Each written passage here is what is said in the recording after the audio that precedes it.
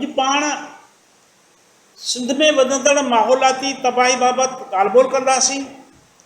ॻाल्हि ॿोल शुरू करण खां अॻु दोस्तनि खे गुज़ारिश आहे त असांजे चैनल खे सब्सक्राइब कंदा, दोस्तनि सां शेयर कंदा, जीअं असांजी ॻाल्हि ॿोल वधि खां वधि दोस्तनि ताईं पहुची सघे। दुनिया अंदरि माहौलियाती आलूदगी जो मामिलो इंतहाई अहमियत इख्तियार करे वियो आहे।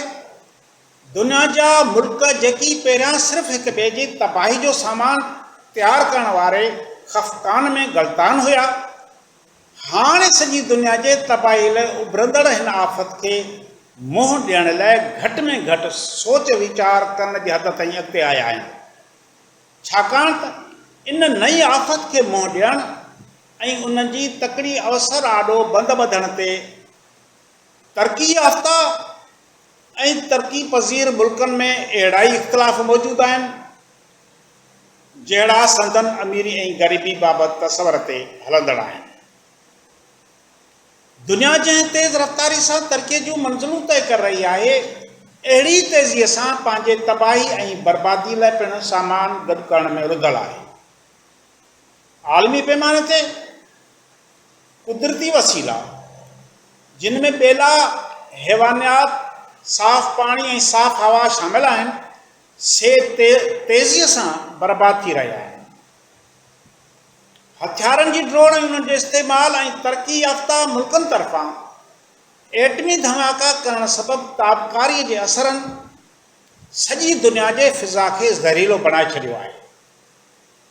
असां अॻु तमामु घटि वसीलनि ऐं सहूलियतुनि हूंदे बि साफ़ हवा ऐं शिफ़ाफ़ पाणी जहिड़ी कुदरती तोहफ़े खां त महरूम न हुआसीं। हाणे आला खां आला दर्जे जी सहूलियतुनि ऐं साइंस जे बरक़रार तरक़ीअ हूंदे बि गंदे पाणी जे इस्तेमालु ऐं ज़हरीली आबहवा वापराइण सबबि नित नयुनि ऐं हेबतनाक वबाउनि जो शिकार आहियूं। हथियार पवार ऐं ज़िंदगीअ जे ॿियनि ज़रूरतुनि लाइ सामान तयारु कंदड़ कारखाना ॾींहं राति कार्बन डाइऑक्साइड उगाछे आबहवा खे गंदो करे रहिया आहिनि। ॿियो त छॾियो, पर तरक़ी याफ़्ता मुल्कनि जे कारखाननि जो ख़ारिज थींदड़ सल्फर डाइऑक्साइड माहौल खे तेज़ी सां बिगाड़े रहियो आहे। लखें टन जे हिसाब सां रोज़ानो कारखाननि मां फाज़ुल ज़हरीलो मवाद समुंड में उछलियो वञे थो, जंहिं करे हिकु तरफ़ त सामूंडी जीवत जंहिंमें मच्छी ऐं ॿी सामूंडी मख़लूक तेज़ीअ सां पंहिंजो वजूद विझाए रही आहे, त ॿिए तरफ़ समुंड जो पाणी आलूदगी जो शिकार थी रहियो आहे। समुंड जो पाणी त छॾियो, पर असांजे हिननि प्रकारनि सबबि दरियाहनि, नदियुनि समेत पाणी जा ज़ेरे ज़मीन ज़रिया पिणु आलूदगी जो शिकार थी रहिया आहिनि। कारखाननि जो बचियल ज़हरीलो मवाद, शहरनि जो गंदो पाणी दरियाहनि में वहाए पियो वञे, जंहिं करे हाणे पाणीअ जो इहो ज़रियो बि ज़हरीलनि असरनि खां महफ़ूज़ रही न सघियो आहे। असांजे मुल्क पाकिस्तान ऐं ख़ासि करे सिंध में त माहौलियाती आलूदगी में जीअं पोइ तीअं इज़ाफ़ो थी रहियो आहे। सामूंडी जीवत, सिंधू नदीअ जो पाणी, ॿेला, डंडूं, पखी पखण ऐं झंगली जानवर इन आलूदगी जो शिकार थी असांखे तबाही ऐं बर्बादी ॾांहुं धिके रहिया आहिनि। हुक्मराननि खे त इन ॻाल्हि जो फ़िक्रु नाहे, पर असां बि इन मामले में पंहिंजी जवाबदारी खां गाफ़िल रहिया आहियूं। उटलंदो हुक्मराननि इन सॼी तबाही ऐं बर्बादीअ वारी बाहि खे तेज़ करण लाइ उनखे ॿारणु मुहैया करे रहिया आहिनि। सिंध में हथु वठी मुख़्तलिफ़ बहाननि सां ॿेलनि खे तबाह कयो पियो वञे। कॾहिं धाड़ेलनि जे आड़ में ॿेलनि खे बाहियूं ॾिनियूं वञनि थियूं, त कॾहिं वरी ॾोकड़नि जी लालच ऐं हवस में हुक्मरान टोला ऐं कामोराशाही ॿेलनि में वढ विझी रहिया आहिनि।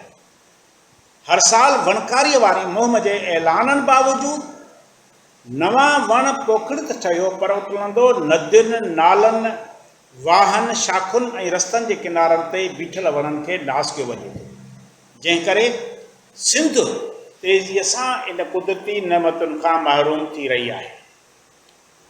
ॿेलनि जे तबाह ऐं बर्बाद थियण सबबि हिकु तरफ़ बरसाति न पई पवे त ॿिए तरफ़ सिंध जूं ज़रख़ेज़ ज़मीनूं सिम ऐं कलर जो खाज थी तबाह थी रहियूं आहिनि। कई सरसब्ज़ पट बयाबान में तब्दील थी रहिया आहिनि, जंहिं करे लखें माण्हू गुज़र सफ़र जे वसीलनि खां महरूम थी रहिया आहिनि। ॿेलनि जी तबाही सबबि झंगली जीवत जो ख़ात्मो अची रहियो आहे। केतिरा ई जानवर, चौपायो ॿाल, पखी ऐं जीत ॼणिया सिंध जे धरतीअ तां गुम थी चुका आहिनि। हिकु तरफ़ ॿेलनि जे गैर फितरी मौत सबबि जानवरनि ऐं पखियुनि जी आज़ाद अवसर रुकिजी वई आहे, त ॿिए तरफ़ ॾेह ऐं परॾेह जे शिकारियुनि खे शिकार जी खुलियल इजाज़त या साह वारनि खे क़त्ल करण जी परमिट मिलण करे कई नायाब नस्ल जा जानवर ऐं पखी ज़िंदगी तां हथ धोई रहिया आहिनि। सिंध में दरियाई पाणी जी हथरादू खोट पैदा करे सामूंडी खारे पाणीअ खे मिठियूं मिठियूं ज़मीनूं गिड़काइण जो परवानो ॾिनो वियो आहे। दरिया में पाणी न हुजण करे समुंड जो पाणी मथे चढ़ी रहियो आहे, जंहिं करे ज़रख़ेज़ ज़मीनूं तबाह थी रहियूं आहिनि। इन सां गॾु सिंध जे सामूंडी किनारे जे भरवारनि इलाइक़नि में हज़ारे चौरस मील जे अंदरि मिठे पाणी जा ज़ेर ज़मीन ज़ख़ीरा कड़ा ऐं कसर बणिजी रहिया आहिनि।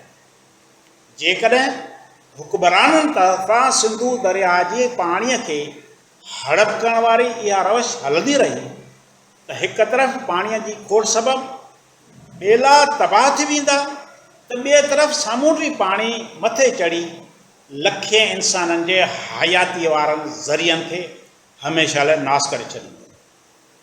जेका ॻाल्हि इंसानी तारीख़ जो हिकु वॾो अलमियो हो। असांजे ॿेलनि सां गॾोगॾु पाणीअ जी खोट सबबि ॾंडूं पिणु सुकी ठोठ थी रहियूं आहिनि, जंहिं करे सिंध जो कुदरती हुस्न मुरझाइजी रहियो आहे। मंछर ऐं कींझर समेत ॿियनि ॾंडुनि खे ताज़े पाणी फ़राहम न थियण करे ॾंडुनि ते पलजंदड़ मच्छी मौत जो शिकार थी रही आहे।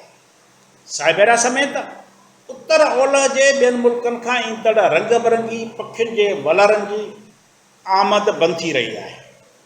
पाणी ख़ुश्क थियण करे बेह, बबुण, लोड़ समेत पाणीअ में थींदड़ ॿियूं सब्जियूं ऐं मेवा मोकिलाईंदा पिया वञनि। सिंध जे कुदरती हुस्न सां इन हाञे जा ज़िम्मेवार जिते हुक्मरान आहिनि, उते असां बि न ॾोह खां पंहिंजा पलव आजा कराए नथा सघूं। जेकॾहिं हुक्मरान ॿेलनि में वढ विझी रहिया आहिनि, त असां वरी रस्तनि, शाखुनि ऐं वाहन जे किनारनि समेत ॿनिनि ॿारियुनि ते बीठल वणनि जो क़त्लाम करे रहिया आहियूं। इन करे घटि में घटि सिंध धरती सां मुहबत कंदड़नि ऐं उन जे कुदरती सूंहं ऐं सोबिया सां इश्क कंदड़नि खे अचो त पंहिंजी धरती बचायूं वारो ॾींहं जो नारो बुलंद करे मैदान में काहे पवणु घुरिजे ऐं हितां जे हर जानदार, इहो वण हुजे या ॿूटो हुजे, जानवर हुजे या पखी पखण, उनखे बचाइण लाइ जंग जोटणु घुरिजे।